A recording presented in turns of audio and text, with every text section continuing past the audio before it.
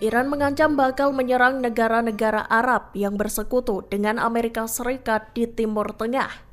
Lewat kanal diplomatik rahasia pada Kamis 10 Oktober 2024, Iran mengancam bakal melancarkan serangan jika negara-negara Arab berkongsi dengan Israel.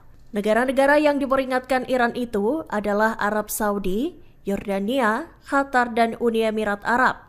Keempat negara tersebut akan diserang Iran jika mengizinkan senjata Israel yang menarget Teheran terbang di atas langit negara mereka. Dikutip dari Tribun News, negara-negara yang diancam Iran itu lantas memberitahu Amerika Serikat.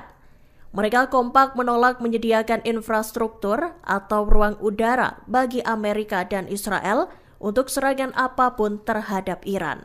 Ancaman serupa juga dikeluarkan oleh Kepala Staf Angkatan Bersenjata Iran. Ia menyatakan negara-negara yang campur tangan dengan konflik Iran-Israel akan menghadapi serangan besar. Negara-negara Teluk itu kini melobi Amerika agar mencegah Israel melakukan serangan ke Iran.